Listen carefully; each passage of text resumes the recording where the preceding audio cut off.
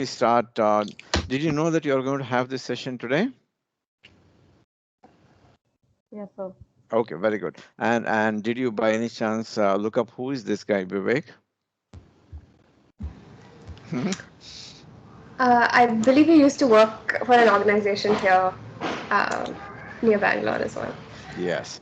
So I think as a general advice, is always, I mean, if you're having a session, or I mean, not this, I don't know how you'll have, you may have more sessions in the days, or in general, when you're attending a talk or a session, it's always a good idea to, do some bit of digging about the topic. Number one, I'm sure all of you would have done it, and maybe also look up who the speaker is, where the speaker is coming from, not in a geographical sense, but in terms of their education, in terms of their work experience, and all that.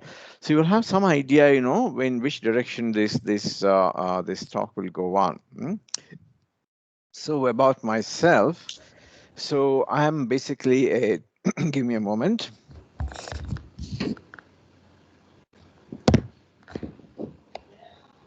So I'm basically a trained doctor. So I'm a medic. So I did my MBBS from Mysore Medical College. Just give me a moment. I'm having problems with my voice.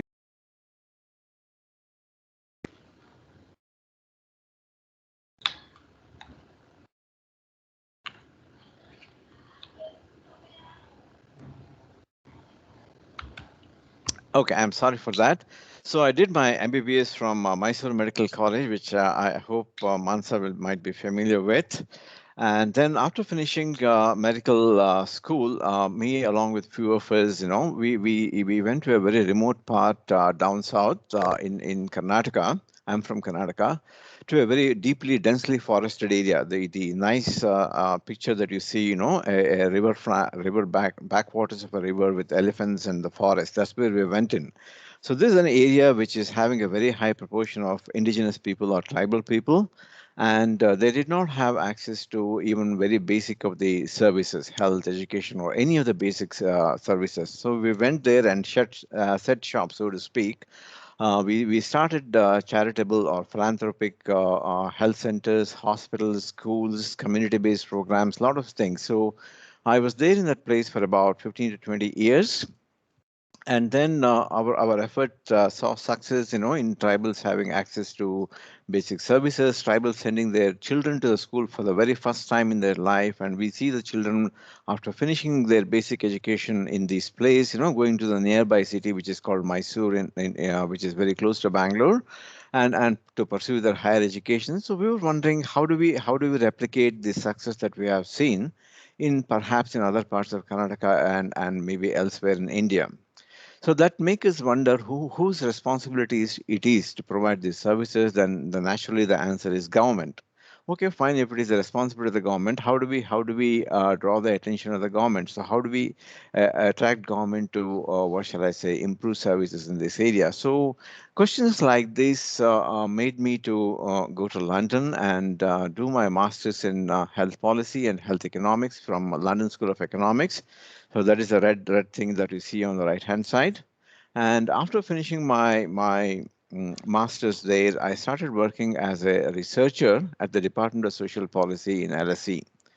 So that work gave me opportunities to evaluate many of the programs by the local governments of UK. So UK also has local governments like our panchayats, slightly different, but essentially they are all local governments, and they carry a lot of programs to improve the welfare of the citizens. So what we were doing there is that look at the cost, the benefit, the effectiveness of the program, and see whether it is worth the taxpayers' money. No, we use a specialized technique called economic evaluation to do such assessments. I'm sure you would have heard of cost benefit analysis.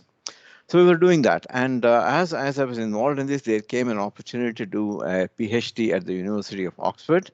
So I grabbed that opportunity and I did my PhD to see whether democracy works in local governments in the context of India, which are panchayats. More specifically, I looked at the functioning of the Grama Sabhas in the panchayats of Karnataka. I visited about 100 panchayats in Karnataka, and I very closely looked at the functioning of the Gram Sabhas. And I then looked at whether a good functioning or well functioning Gram Sabha is associated with the provision of better water and sanitation services by the panchayat. In other words, broadly speaking, does democracy really work at the grassroots level? So that was my PhD thesis, and the answer is yes. So there is overwhelming evidence that wherever the Gram Sabha was functioning very well, the panchayats were very good in providing basic water and sanitation services to the people. So after finishing my thesis, I started working at an organization called Public Health Foundation of India, that you see the logo that you see on the lower right-hand corner. And as part of that, I was a member of the technical advisory team to the government of Karnataka on rolling out universal healthcare coverage.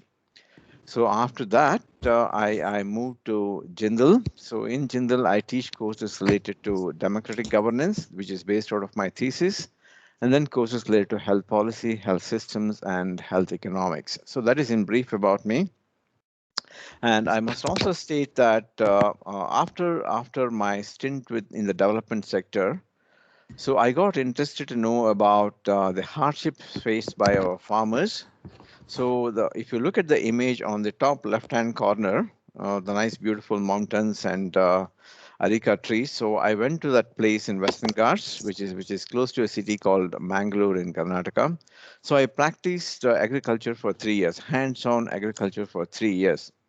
So that gave me also a very good idea of the kind of difficulties faced by our farmers. So this is in brief about me. Okay, coming. Any quick questions? Why this guy has been everywhere? Hmm? Okay, so coming to today's topic. So these are pandemic times, and given that me being a medic, so I thought we will center today's talk around the pandemic. I hope you are not fatigued by this pandemic stuff. So as you might have seen for the last 1.5 years or so, every time we see the front page being occupied with pandemic related news, and it is quite evident when we see the news that as a world, as a world, if we have to fight this COVID and get it out of planet Earth, it needs a very collective response from all of us, every one of us. Suppose if you look at the slogan, no one is safe until everyone is safe. And then if you look at UN Secretary General's statement that we are all in this together and we'll get through this together. So if you look at these statements, it gives you a kind of a feeling that, look, if you have to fight this pandemic, if you have to see the back of this pandemic, every one of us has to do our job, whatever that job might be. It might be to wear mask, keep social distance, or if you are a doctor, treat the patients, whatever. So every one of us have a role in getting the earth out. I mean, getting rid of this pandemic. So why do you think everyone has a role? Any suggestion? Any thoughts on that?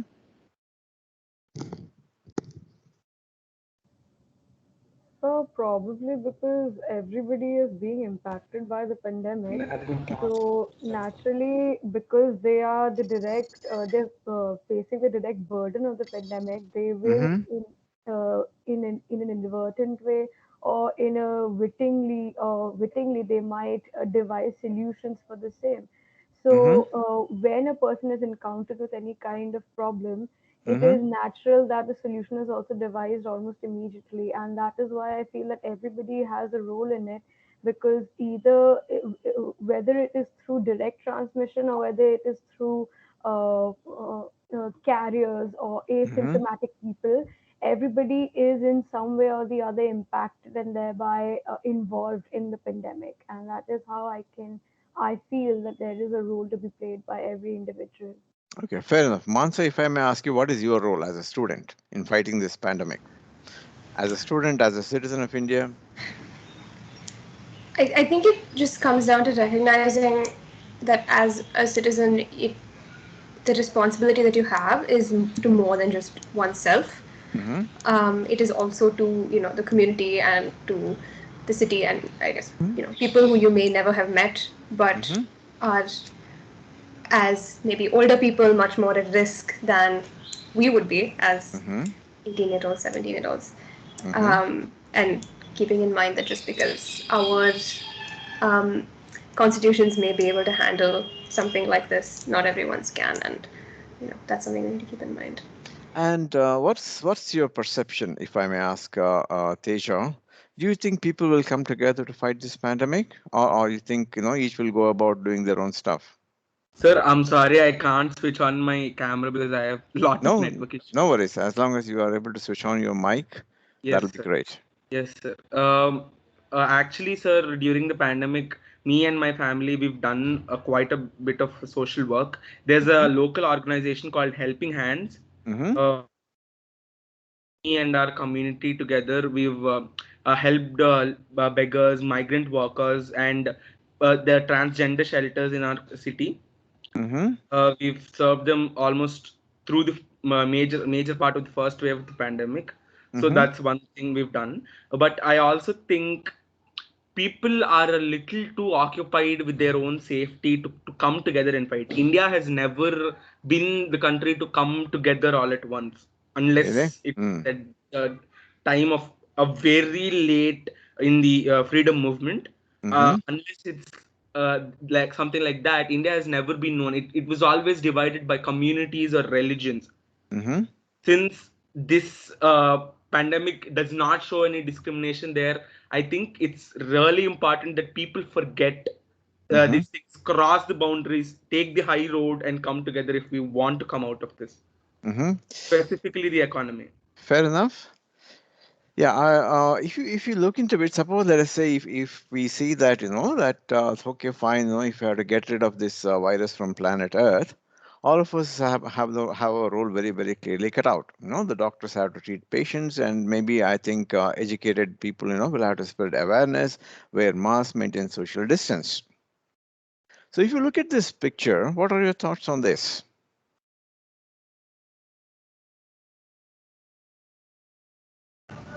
Are you referring to the one with? Yeah, all kinds of pictures. Do you think if we continue this, what we see, will we have a collective response to fight COVID? No. Why Not even why? remotely. So why do you think then on one hand, if there is a general consensus, that we need to act together to get rid of this virus, but when it actually comes to action, we don't see it happening. You see those people trying to take you. I'm sure you'll be able to recognize that event, or let us say the picture below, or even those who wear the mask, wear it below the nose, maybe below the chin also. Hmm? So why do you think people behave differently? What are the possible reasons could be? I guess in the moment there is something that they feel is more important Mm-hmm. than the safety, whether that is Mm-hmm. personal comfort or Mm-hmm. some other larger belief Mm-hmm. that they have, and whatever safety considerations take a backseat to that. Mm-hmm. Any other reasons why Sir, why I why? don't know if how many people believe this, but Mm-hmm. my principal from my school in 11th and 12th grade, Mm-hmm. he is genuinely convinced that COVID-19 is a scam Mm-hmm. Okay, fair done enough. by healthcare workers and politicians coming together. Okay. There are actually people who believe that. I've Mm-hmm. seen people who believe that. That Mm-hmm. I think that is one kind of a reason. Mm-hmm. Why do you think people have developed such beliefs? Because I remember I got that he is a principal of your school. Am I right? Yes, sir. So he must be well educated. Yes, he's very well educated. Actually, So. I don't know why, but I mean, speaking technically, the Mm-hmm. healthcare industry is the probably the only profiting industry right now. Mm-hmm. I understand that there's a risk, but he Mm-hmm. believes all the big corporations, the financiers behind all the medical companies and hospitals, they came together, they invented COVID-19 and they spread it across the world. I don't know what's his logical reasoning behind it, Mm-hmm. but I've seen people believe it very What's your strongly. take? Why do you think people have such different opinions? For example, Mansa was saying that they may prioritize certain other aspects of their work or profession, or let us say COVID related behavior or COVID related tasks. Yes. Devanshu, why do you think people behave differently? When everybody knows that I mean it's a fairly common knowledge, especially after the second wave, that we need to be together to get rid of this. So I feel, in my opinion, that the biggest reason as to why the majority of Indian people are behaving in such a strange and peculiar fashion is Mm-hmm. because they have a high degree of indifference towards the Mm-hmm. problem that does exist. Mm-hmm. And the reason this does exist is because most of the people, so like in the image we see ourselves on the screen right now, Mm-hmm. if you look at the image below, we see majority of the individuals come from, unfortunately, the low income group. So Mm-hmm. the low income groups, because they are already used to and they are completely accustomed to living and constantly surviving in such hardships and such Mm-hmm. difficult situations, for them, COVID becomes a very least priority to be bothered about. Mm-hmm. And they feel that because it's invisible, because it doesn't have such a massive, tremendous impact as, God Mm-hmm. forbid, an accident, Mm-hmm. that's why they don't give it the same priority as they would something else.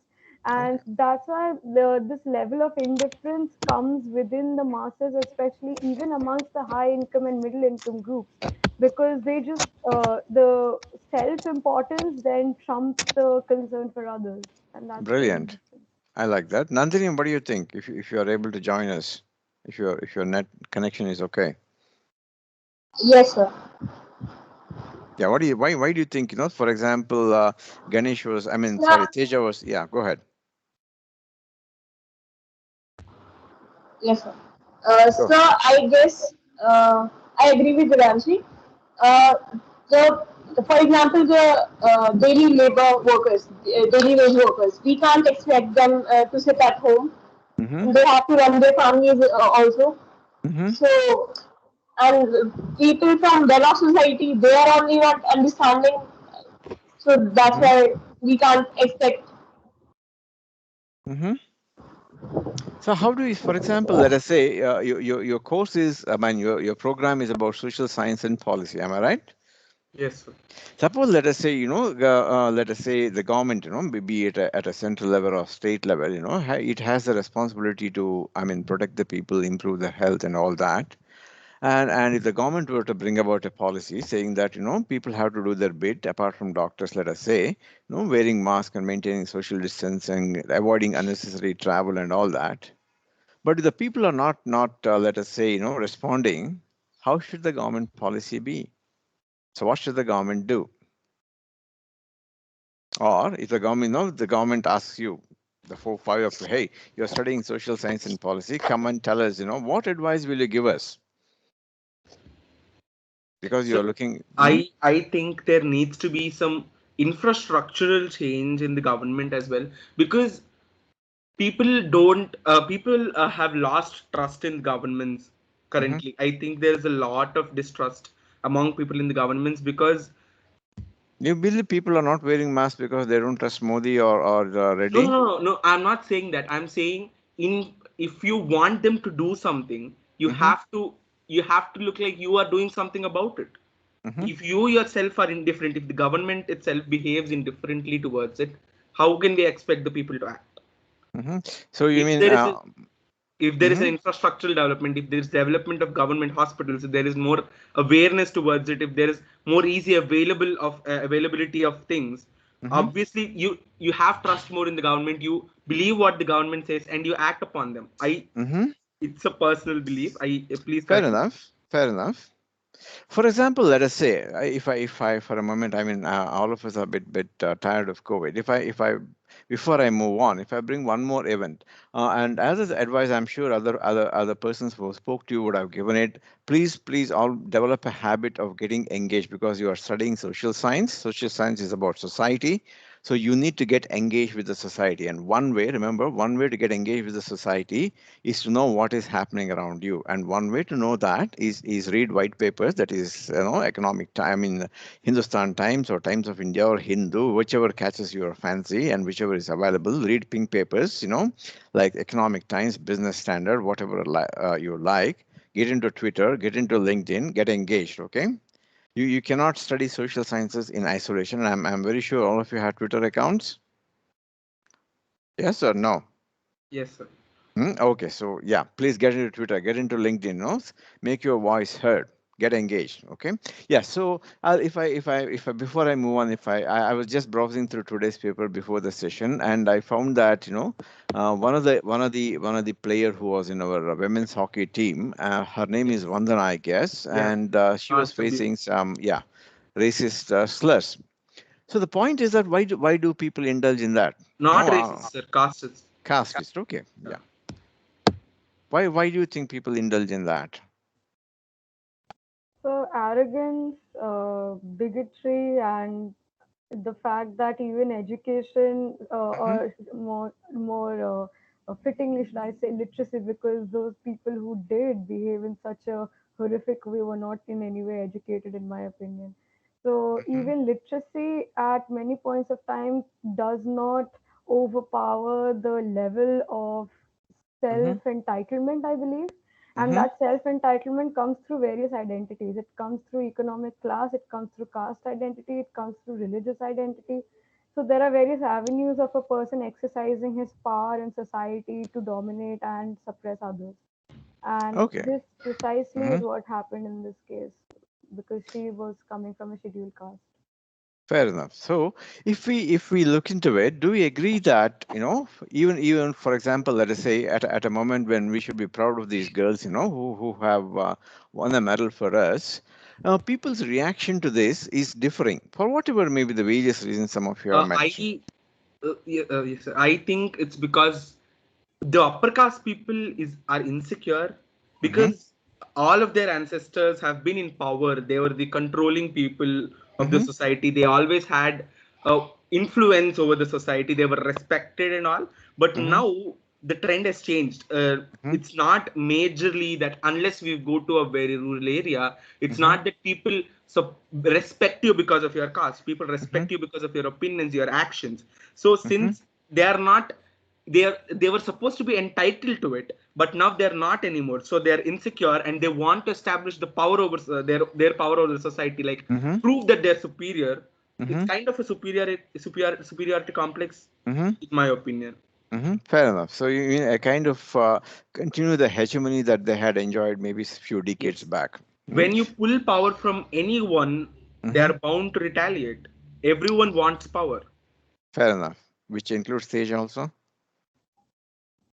Okay, no worries. Suppose let us say if we believe that the people behave in different ways related to a common cause. For example, the common cause could be celebrating our performance in Olympics, or let us say coming together to fight COVID. Even though we know that we need to do that, but when it comes to acting, we seem to act differently. So person A's action is different, person B's action is different. So fundamental reason the fundamental thing is that why people's behavior is so very different. So before we get into this, because this course is about social science, so what does social mean to you, Nandini? Social hold is, on hold on I think it's a Hello? combination of people No, go ahead. Okay. in basic sense. Yes, please go on, sir. Sorry. No, what is social?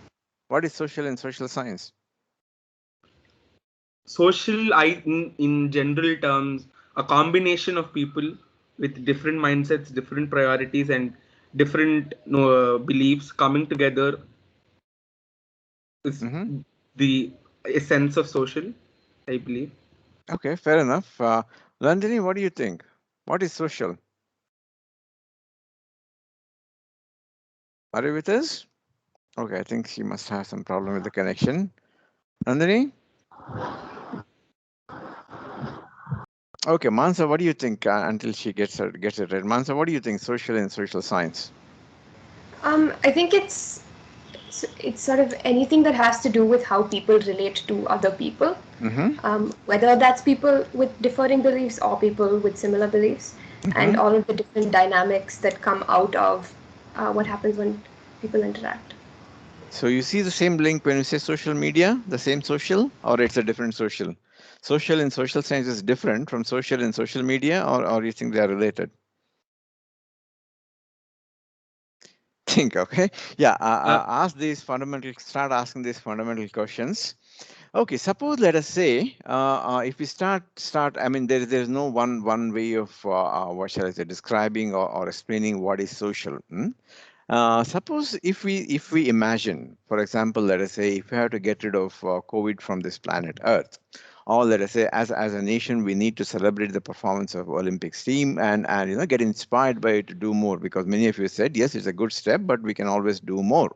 Suppose if that is the case, if you look at what is underlying with these things is that, see, we have need, or let's say there are certain things in our life which we have the need, but we cannot achieve it through our individual effort, right? So it needs a collective effort to achieve that. So I've given some pictures. For example, let us say, I don't know how many of you have visited a village. I spent 20 years of my life, as I was explaining earlier, in a village. Suppose, let us say, during these monsoon times, if let us say a small rivulet is overflowing, and if they want to build a small bridge, so the children can cross it and go to the school, and the government is not there. Is it possible for one person in the village to build the bridge? And if the bridge is built, can you exclude anybody from using it? Hmm? So these are a set of peculiar kind of goods, if I may say so, for those who have studied economics, goods, which everybody desires, but it is individually beyond their effort. No, so this is given a name, what is called a collective good, or depending upon where you come from. If you come from sociology, they would call it a social good or a collective good. If you come from an economics background, they would call it a public good. But the point is that these goods or these services, these aspects are desired by everybody, but it is beyond their individual effort. So everybody need to pull in their effort to achieve it. So example that I've shown is maybe building a small bridge, or let us say digging a pond for the entire village, so the cattle can have water, or let us say making access to the road. For example, when I was in the development sector, I dug roads like this, what you see on the picture on the right hand side. So these goods requires collective effort from the individuals to make it happen, right? So if I may just for a moment pick your brain, what is the sign that you see above the bridge, the black inverted Y kind of a sign? What does it represent? Peace. Okay, brilliant. So for example, let us say as a society, if we want to achieve peace, if one person wants peace, can it happen?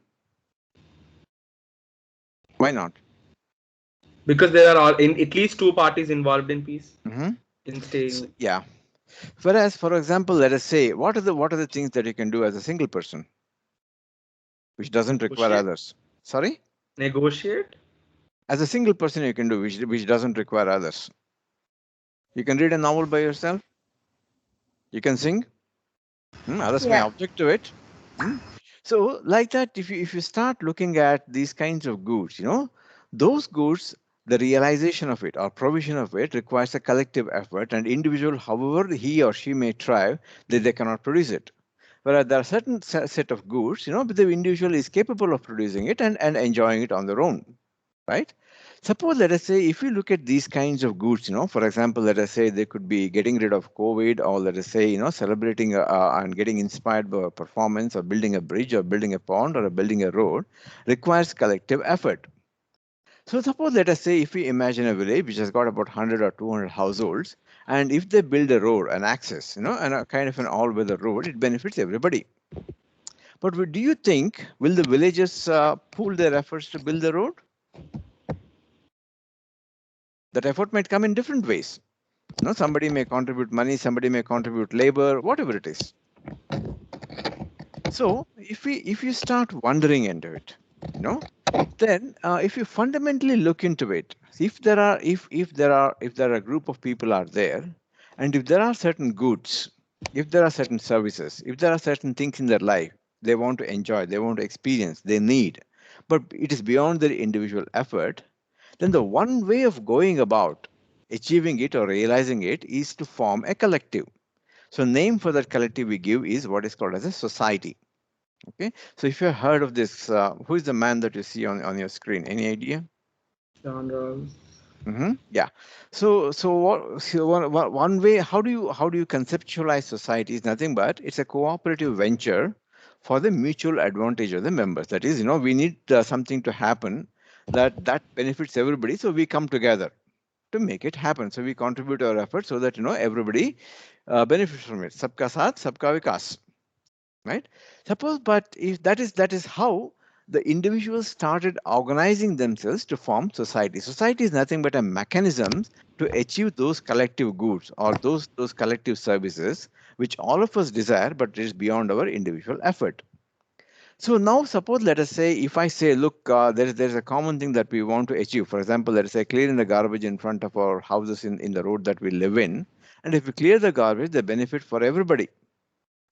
So intuition tells us that everybody should participate because it is their road which is getting cleaned. They'll be able to get rid of the rubbish and they will have less disease, maybe less smell and a more pleasant environment.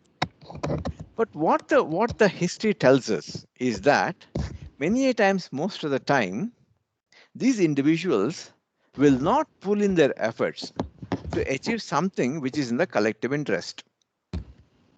Why? Am I making myself clear? All of us want a particular thing. Let's say that there are 5 of us in this collective. All of us want a particular thing. All of us will benefit if we are able to achieve it, if we are able to produce it. But at the time of production, we will not contribute our efforts, even though knowing fully well that our effort will lead to the realization of that particular good or a service, like cleaning our streets or whatever it is. But we do not contribute our efforts. That's what this guy Moncur Olson says. He's an economist. So what he's saying is that suppose, let us say, if a group effort is required to realize a particular collective good or a social good, which benefits the members of the group, even though they may form a group, the individuals will not contribute to achieve their common interest. Maybe because they believe someone else will do it, someone who cares will do it. Mm-hmm. There's a kind of diffusion of responsibility, in a sense, that occurs where everyone thinks that everyone else will probably take care of it. And So then what's the point in forming a society then? Suppose if this guy says, the society is a cooperative venture. No, we see milk societies. I mean, I'm sure you would have heard of many societies, right? So he says it's a cooperative venture where people come together to achieve something which is in the interest of the group. But when it comes to action, I'll give another example which I'm sure you guys will be very familiar with. I'm sure you would have had strikes in your class 11, 12, 10, 9th. If you, let us say, decide to do let's say perform a strike, against the management, maybe some to address some of your grievances, will the whole class participate if the classes are cancelled? And few will be in front of the principal's office, the brave hearts, and the rest will be watching Netflix or Prime Videos. And fully well knowing that, when this group, sitting in front of the principal's office is able to achieve, they will also benefit from it. So if you start looking into the behavior of the human beings, they realize that for their existence, or let us say for their well-being or for their happiness, they need certain goods which is beyond their individual capacity. And they fully well know that if they come together, they are able to achieve it. But they are not willing to come together to achieve it. So how do we understand this peculiar behavior of we the human beings? Suppose if you look into this, why different human beings behave differently. So if you look at these bearded guys, who lived centuries back, I hope you're familiar with these guys. Now, if you look at them, so they had their own take in terms of why this human behavior is differing so wildly. Now, some are able to sit in front of the principal's office, possibly bearing a negative result on their outcomes also. Whereas, some are happy to sit at home watching, maybe Netflix or maybe even our hockey match. So they said that this fundamental nature in why people behave differently, the motivation or if you are from economics background, the incentives for differing behaviors. For example, if you look at Aristotle, he said there are 7 reasons why people behave differently. And if you look at Plato, he said no, I think 7 is too much. Let us reduce it to 3. So he said there are 3 reasons why we feel that people behave in a different fashion. But the point is that people are behaving differently. Okay, so this is about one aspect of it.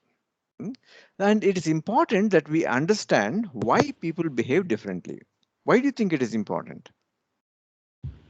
Or people can go about behaving as they want. Why we should worry about it? Because So, our actions of others impact us as well. Mm-hmm. Impact each and Mm-hmm. one of us. Because if everyone became terrorists and started killing each other, there'll be no one left. Mm-hmm. Any other thoughts? Why we should or in what ways this differential behavior of the people to achieve a common interest? Let us say peace. Any of this common interest so is I, important. Mm-hmm. so in my opinion, I feel that the reason people study the differential behavior in humans Mm-hmm. is because once a person familiarizes himself or herself with the varying attitudes of human beings, Mm-hmm. then even the policies or the programs that are dedicated or targeted towards that group of people can be Mm-hmm. modified in accordance to the expected reaction of the target group. Okay, very good. So yes, sir. So if there are some predictable results, Mm-hmm. then on the basis of that, the program can be enhanced in that way accordingly. So what you're trying to say is, let me know if I've got you correctly, is that look, if as a group of individuals, as a society, we the Indians, or let us say we the Andhrites, or we the Kannadigas, or we the Bengalis, however you want to see yourself as. I hope the identity of Indian is above all this. Suppose, let us say, if we have to come together to achieve some common purpose, let us say to fight COVID. Hmm? And if some people are wearing masks, some are not wearing the mask. Those who wear the mask wear below the nose or below the chin, and some are not practicing social distancing, whatever it is essential that we need to act together to fight this COVID. But people are acting differently. So now, if let us say government has to bring a policy to control the actions of the people, so to speak, so that we can fight this COVID together. So then the government needs to know why people are behaving differently. Only when we know the reason, we can address it. Right? What we are observing is that people are behaving differently. But why they are behaving differently? Why let us say Vivek is not wearing the mask, whereas Tej is wearing the mask and Mansa is wearing it below the nose? We don't know. They may have their own motivations, right? So understanding the reason behind the different behaviors of the people, which is coming in the way of achieving the collective good, which might be peace, which might be harmony, whatever the collective good that we as a society desire, is very important. So then how do we go about getting to know the reason for differential behavior of the people? What is that process? That is where the science in the social science comes from, or kicks in, if I may say so. So what is science to you, very quickly, because we are running out of time? Can I go another 10 minutes beyond 12, or do you have any other engagements? No, sir. Okay, so what is science means to you, very quickly? Science, I think it's basically understanding things in nature that are already present, understanding, making more and more sense of the things around us. Okay, very good. Nandini, I hope you have solved your connection problem. Are you with us?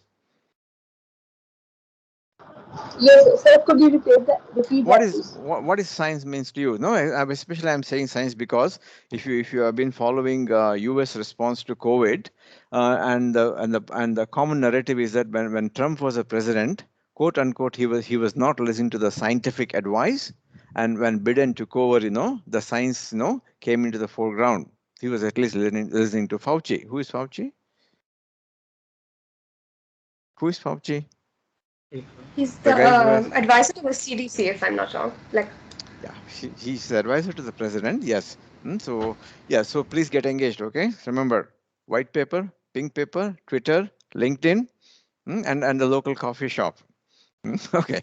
Yeah. So what does science mean to you, Nandini?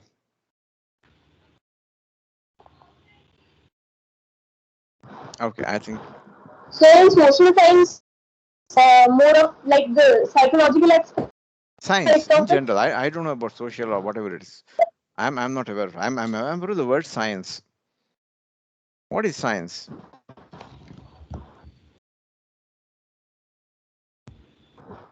Go ahead.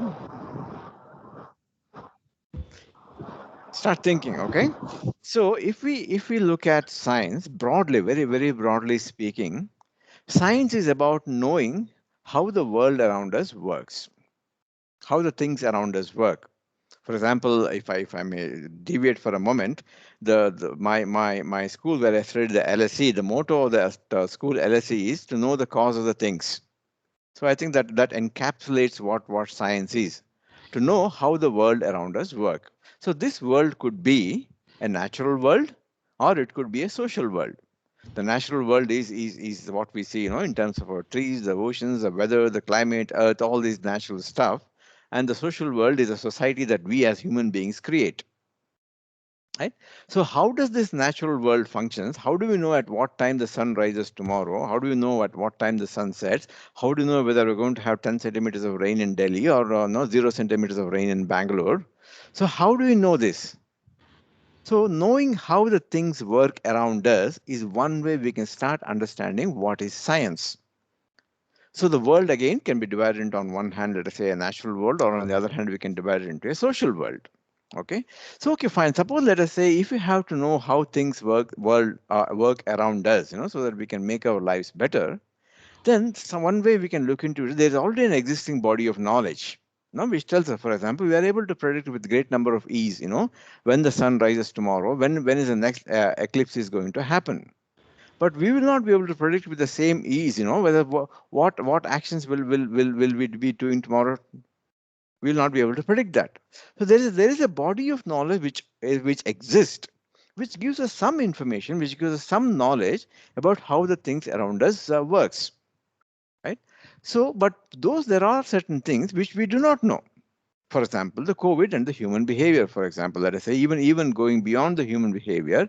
So we are not very sure whether this Delta strain, is beating the vaccine, or is the vaccine is effective in controlling it. Though the evidences are coming in, we are not very, very sure at the moment. So if our purpose is to know how things work around us, how the world around us works, then there is an existing body of knowledge which informs us, which all of you would have gone through in your 10th class, 11th class, 12th class, all the education, and there are certain areas where we require further information. So if we require further information to understand how things around us work, how do we go about acquiring that further information? So that could be in terms of asking questions, right? Why let us say a particular aspect is happening in the way it is happening? Why we are seeing, let us say, erratic weather patterns? Either we see excess rains or we see deficient rains. Either we see excess temperature, like we saw in Canada very recently, or we may see, very, very cold weather. So we can ask questions. The second thing also we can do is we can start observing. For example, let us say if our purpose is to control COVID, and it is not getting controlled, for example, in Kerala, it is creeping up, to everybody's consternation, then we can start observing why it is happening. Right? That is also one way we can understand how the things around us work. The third thing we can do is we can start experimenting. I'm sure you would have done experiments in your life. Can anybody tell me what one experiment that you have done, Mansa? Very quickly, can you tell us one experiment that you have done? Like a ticker tape velocity experiment in physics. In real life. For example, I did an experiment. I came to Delhi. I'm fairly new to the surroundings of Delhi. So I wanted to go to a restaurant for my dinner. So I took one route one day. I experimented with another route. So we all do experiments, right? According to my dad, according to my relatives, me choosing this course is an experiment. Yeah, fair enough, right? I completely agree with you. So by experimenting, we will also know about the things which is happening around us. Right? So if we have to acquire knowledge about the things around us, how they work, how do we go about acquiring this knowledge? Is by asking questions, is by observing how things happen, how people behave, how let us say, for example, if you look into anthropologists, they specialize in observing things. For example, much of the things that we know about animals and animal behavior is through observation. We install hidden cameras, we install infrared cameras to observe the behavior of the animals, right? We don't experiment with animals. Whereas certain other things, we start experimenting, as you might have seen in your labs in class 10 or class 11 or 12, whatever it is, right? So if for acquiring extra information, if we have to do any of these three stuff, what is scientific about it? Give me a moment. Somebody is at my door. I'll be back in 2 minutes, and we'll conclude the class in the next 10 minutes. Okay? Yes, sir. Sir, you're muted. Sorry. If you have to acquire information to know about the things around us, we've got 3 ways. We can ask questions, we can observe, we can experiment. Okay? Now, what is scientific about this process?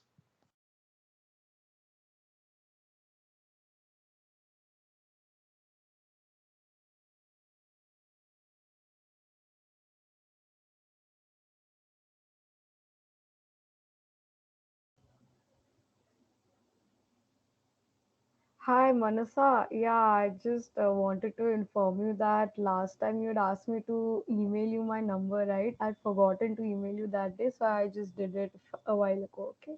If you check your mail, you might have received it, hopefully. Okay, yeah, thanks. I just saw it come in before this talk started, so Okay. I will message you afterwards. Yeah. Sure, thank you.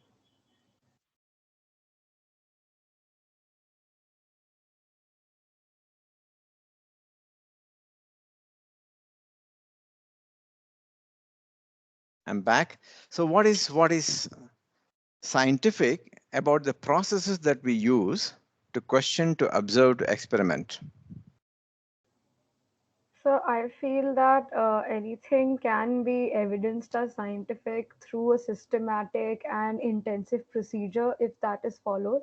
So if a certain procedure of acquiring new knowledge does follow through with that systematic, intensive, expansive, and elaborate steps which are typically part of the scientific method, then it can be classified as a scientific process. Okay, fair enough. Any other quick thoughts? What is scientific? I think it's because we are working on the basis of the information that we already have, using the knowledge that we already have to make a deeper dive into what we are yet to know. So that makes it scientific, according to me. Fair enough. Okay. Yeah, Mansa, you have any thoughts on what is scientific and what is unscientific? Superstition. We are very fond of saying no. Superstitions are against science. They are unscientific. So why?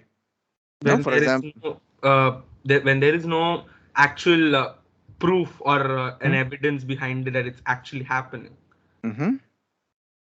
Material. For example, when I was working with the tribals, they had measles were very common. If you do not know, measles is a disease which leads to painful rashes on the body. So their belief is that they get this disease because a particular goddess is angry with them. Okay, so we doctors, we tend to believe that this is superstition, right? So what beliefs are scientific? What beliefs are not scientific?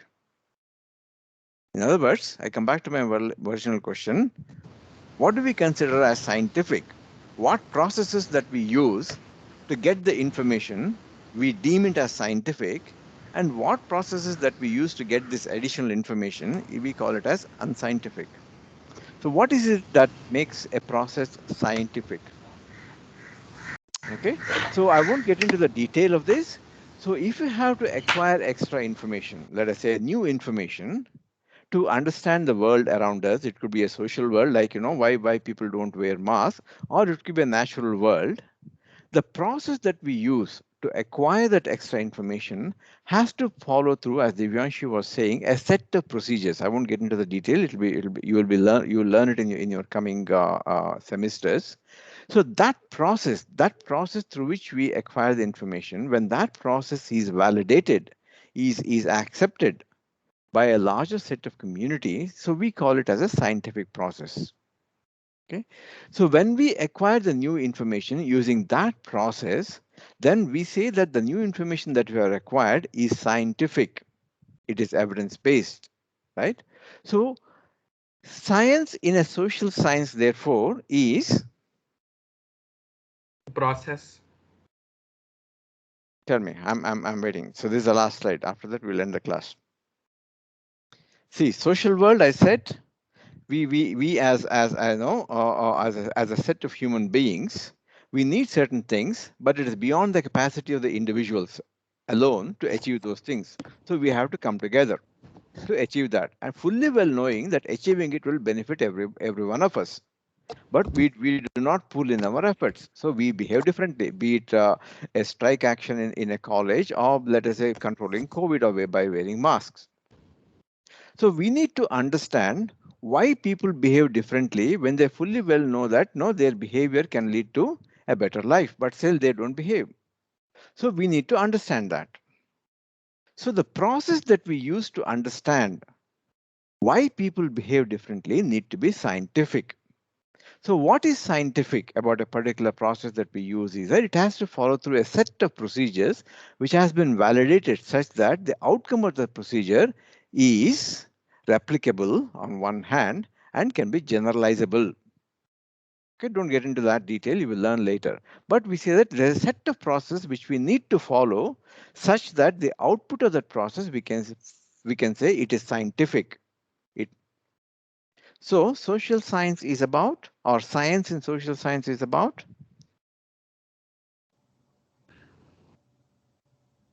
The process of understanding why people are different and making it generalized. Yeah. So what is social science in general? If you Google, what answer you will get? So the study of human institutions and society. Yeah, and human beings per se also. Yes. So it's a study of human beings and creations of human beings, which is largely our society, right? So if the social science is that, the science in social science is that in trying to understand the behavior of the human beings as they go about creating their society in a scientific way to understand why they are behaving the way they are behaving. Okay, yeah, that's what we wanted to chat to you today about. And uh, there are certain resources we have given for there's a video that is there. It's a very good video which explains what is science in social science. So at your leisure, go through that video. And there are certain websites I have given by UK Research Council as well as UK's Economic and Social Research Council, ESRC as it is known. So please go through those links. That will also start what shall I say, help you to think along what is social, what is science in social science, or let's say what is social in science. In other words, whichever the way you want the arrow to run, it can run in one way, it can run in both the ways. It can be bidirectional. Okay, yeah, I'll stop. If you have any questions, I'll be take. If you want to chat, I'm happy to chat with you. Thank you, sir. I was actually just curious to hear more about the time that you spent doing agriculture, and like, how do you think that has impacted your view of like how to make policy, or um, how is it influenced your work? Basically? Even my stint with agriculture. That's it. I think one is I could see what are the pains a farmer goes through it. For example, in the Indian context, you might see agricultural lands, gets fragmented from one generation to another generation. If the father has 10 acres of land, and if he has, let us say, two sons, in it becomes 5 acres, and for the grandson it may become 2 acres. So if you look into it, agriculture is a fairly capital intensive profession, if I may say so. It requires a lot of capital inputs. And for the capital inputs to pay back, you need to have enough size. Those who studied economics, you realize the economy of scale. For example, let us say if I have 1 acre of agricultural land, and if I have to invest, let us say 200,000 rupees or 2 lakh rupees to put a pump, a borewell pump, and if that pump can serve another 5 acres also, if I don't have it, you can see how difficult it is for a farmer who is in 1 acre to put a pump, whereas how easy it could be for a farmer who is using 5 acres to put a pump, because he can get the benefit of the pump across 5 acres. So one of the problems of agriculture is absolute fragmentation. So another problem that I found, these are my experiences, another problem that I found is that access to credit is still very difficult to farmers, even despite the government schemes. So banks are very happy to give loans to big farmers who can pledge their land against the loan. Fair enough. But what about, let us say, farmers who are cultivating on a tenancy basis? They don't have any asset to pledge, so but they are not creditworthy in the bank's terms. Bank will not be able to give their loan. So access to credit is another important aspect about farming. The third aspect is that if you look at, I mean, if you do a quick research, you look at what is the average interest rate on farm loans, and if you look at what is the average interest rate on, let us say, housing loan, a car loan, which do you think is cheaper? Hmm? Housing loan. Yeah. No, for as a farmer, I had a very broad I mean a very detailed Excel sheet to maintain. So on an average, I was paying an interest rate of 14% on the loans that I took from the banks. Whereas when I took a loan for the car, I was paying around 6.75%. Right? Who is the persons who take loans on car? Are they the farmers, or let us say are they slightly better off people? So that is the second problem. The third problem that I see in apart from fragmentation, access to credit, high cost of credit, and the another problem that the farmers face also is if you look into it, the risk that they face, mostly the natural risk that they face, is something which is very difficult to predict. As you can see, whether we don't know whether we'll have excess rains or deficient rains. So there is no way they can predict the risk. Like for example, how do you predict the risk of your financial investments? The farmers cannot predict the risk. And if they are not able to predict the risk, we don't have any mechanism, an insurance mechanism to cover that risk. And if that risk manifests, that will set back the farmer by a few years at least, or the farmer may have to end up selling up some of the assets that they may own in terms of a cattle or sell a piece of land. So I think the another biggest problem is that these natural risks many times these farmers face are unpredictable. It is beyond the what shall I say, control of the farmers in terms of, let us say, hedging their risk, and in terms of providing a good insurance scheme which will hedge the farmers, or which will allow the farmers to hedge the risk, is still non-existent. So these are all one set of problems. On the other side of the problem, I think as a farmer, if you look into it, many times, most of the time, we find that the farmers are happy to practice the agricultural practices their grandfathers might have followed. Those practices might have worked during their grandfather's time. Things have changed a lot. So we have several, let us say, I was into, I was not growing paddy and all that. I was into plantation crops. So there are several crops, varieties which are available, which are disease resistant, which will yield higher yield, which will yield faster. But the uptake of the farmers for these newer technologies is very low. They are still happy to practice agriculture the way their grandfather practiced. So I think this change in mindset in the farmers, saying that newer techniques have emerged. We need to, as we are talking about experimenting, we need to at least experiment. If not, let us say if I got 5 acres of land, I may not try a new variant in all the 5 acres. I may try it in half an acre and see whether it works for me. If it works, I may expand it. If it doesn't work, okay, fine, it's a failed experiment. I'll move on with the life. So that is another change in the mindset of the farmers which is required. And lastly, I would say many a times the farmers are happy to sell their goods without adding value to it. I mean, if you have studied any of these business related things, from a raw material to a finished product, there are several stages in which the value addition happens. So the farmers are happy to sell their products at its most basic natural form. For example, let us say if I'm a milk farmer, I'm just happy to sell the milk. So what if I add some little bit of value addition to the milk and make some milk product and sell the milk product? That will give me higher revenues, higher profits. So similarly, every crop that you look into it with the farmers grow, there is always an opportunity to do a value addition to that. So which many a times the farmers do not do it for their own reasons. I'm not criticizing them for not doing it. There are certain obstacles, but these are several of my observations, which is plaguing our agriculture sector. What are your thoughts on that? Yeah, I was just curious because my school was in a rural setting, Mm-hmm.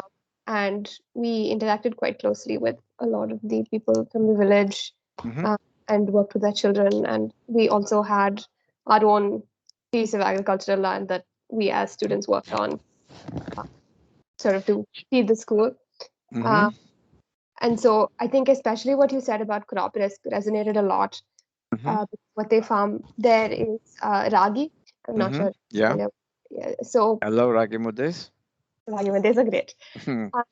But yeah, so there is a lot of risk with ragi, especially because if the rains are mistimed, the crops will kind of collapse and they will lose basically a whole year's worth of yield with like, a couple of hours of bad rain. So yeah. I think as you raise a very important point, as social scientists, I mean, when you take on a program related to social science and it's about understanding people's behavior, another way I can relate it to why people behave differently, even though they know that their collective effort is for the benefit for all. So when I was working with the tribals, as I was saying, because of the fragmentation of the land and agriculture is a capital intensive industry, many of the capital investments, be it in drilling a borewell or let us say getting a tractor to plow the land and do all that, we can do it on a community farming basis. So these assets, can be owned by a community, which can be used by everybody. So it's a win-win situation. But as you might have seen, or you can dig into it, very rarely in the Indian context, the community farming has been a success. So even though the farmers know that their land holdings are too small to make big capital investments, and but they can do community farming, they can invest on this capital investment as a cooperative venture.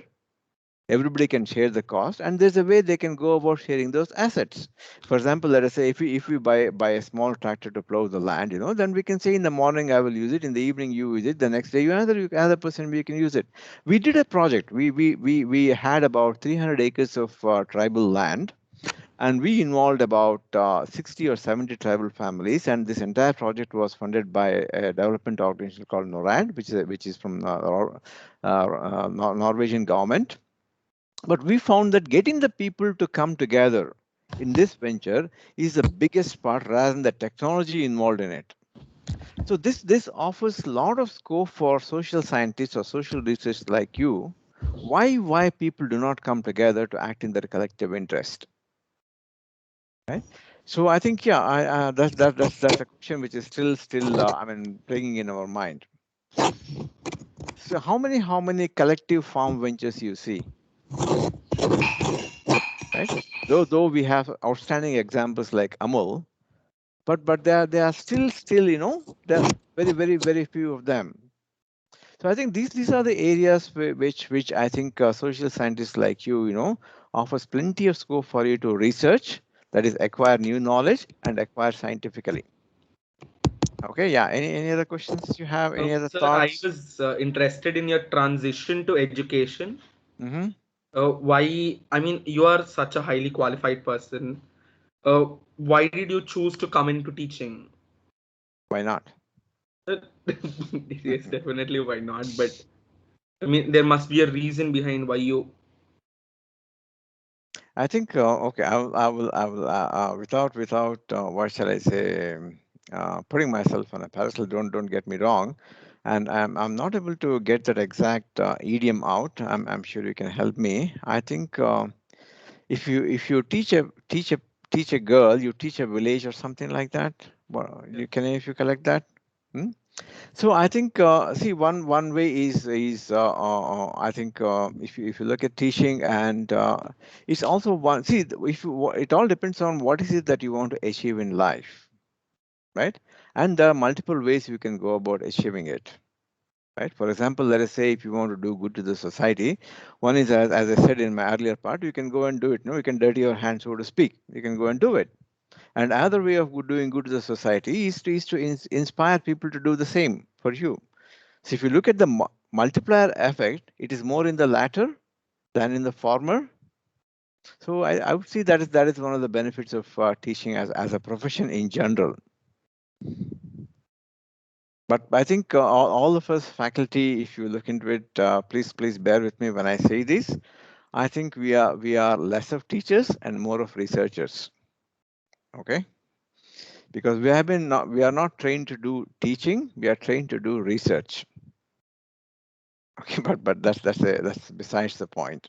But yeah, I think each person will have their own passion, in how do they want. For example, let us say if you're a doctor, then you can go and teach in a medical college, or you can go into government service and run a hospital, or you can open your own clinic, and do an honest practice. Even that is good service.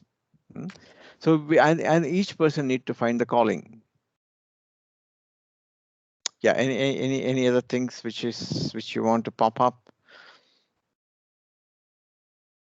So when are you planning to come to Sonipat? Where is Nandini? Nandini, we will all come there. You need to treat us to a good dinner. Sure, sir. Sure, sir. So any Yes, message sir. from VCS when your classes will start on campus? There was a message at the start of a couple of weeks ago about potentially bringing people in batches to campus. But you do need to be vaccinated Yeah. and tested and all of And that. there was no timeline given. I Yeah. see. That as well. Yeah, fair enough. General Given outline. Yeah. given the how many of you are jabbed? I've had my first dose. Okay, good. First dose, yes, sir. Okay, very good. What about you, Devansh? You are also jabbed? So I'll be getting my first dose in a week. Okay. Yeah, so get your jabs, and maybe more students get their jabs. More the university will be willing to open up the campus for you. Okay. Any other But I things think that? we'll be the last ones to come because we're the first batch. Sorry, come again, We're Tej? first years, no, sir. So we'll probably be the last ones to come. Yeah, maybe because I think your senior batches, they are about to graduate, but they've never seen the campus at all. So I think they might be given preference. Yes. Yeah, let us keep our fingers crossed. Again, let's see how it happens. Yeah, I mean, if you want to engage with us, I might have given my email ID in the very first slide. So call me and email me. We'll be very happy to interact with you. Okay. We do understand that these online classes may not have the same kind of impact as the physical classes. We do understand it, but we can't do anything. All of us are helpless. But what we can say is that we will do everything that is possible from our side to match that experience for you. Okay, so feel free to get in touch with us, feel free to call us, get engaged. Okay, don't expect the school, this is general advice I'm giving you. Don't expect the school, either money or Lalit or anyone else to get in touch with you. You be proactive. Whatever the area that interests you, I'm sure you would have had sessions like this, and maybe you'll have many more sessions also. There are certain sessions which will interest you. Fair enough. Pick up on the faculty, write to him or her, hey, I had your session, I liked it, this is no this particular aspect intrigued me, like Mansa asked about agriculture, whatever it is, start getting engaged. Okay, so that'll to some extent will make up for this. Otherwise, you'll be in your own cul-de-sacs, if I may say so, with your own thoughts.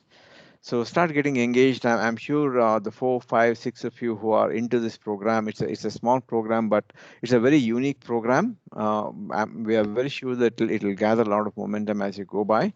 And I agree with you, Tej, that it is a bit of an experiment too. No, but yes, I think it's an experiment in the right direction. But I suggest if you're not, please form a group amongst yourself. Yes, sir. And get in touch with each other every week. Start discussing the topics that these sessions have been addressing. Or let us say some of the courses that you will be taking. Once I think the second week of August when the term starts.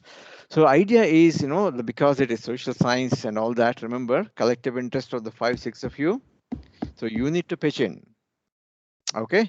Yeah, it was good talking to you. If you have any questions, I'm happy to continue to chat. Will you be Mansi, teaching us the first yeah. semester, sir? Sorry, come again. Will you be teaching us in the first semester? No, I don't think so. We have not gotten our schedule, so Not yet. Yes. trying to Yeah. figure out which Yeah, professors. most probably I don't think so. Maybe maybe I think I'll be teaching more from third year onwards when you start having electives. Then maybe I'll figure in. Okay, Mansa, if I'm in Bangalore, I'll give you a call. We'll have coffee in Cafe Coffee Day if those things are still running. Sure. Roshi. Okay. Yeah. Anything else? Okay. Yeah. As I said, keep engaged. Please talk amongst yourself. Form a group. Eat each other's head off and get engaged with the faculty. Bother money. Bother Lily. Don't worry. We will not be angry. Yeah. So keep troubling us. Okay. Yes. Okay. Take care and have a good and a safe weekend. Yes. Thank you, sir. And get jabbed. Thank you. Yeah. Okay. Bye bye. It was nice Bye. talking to you. Thank you, sir. Thank you. sir. Thank you.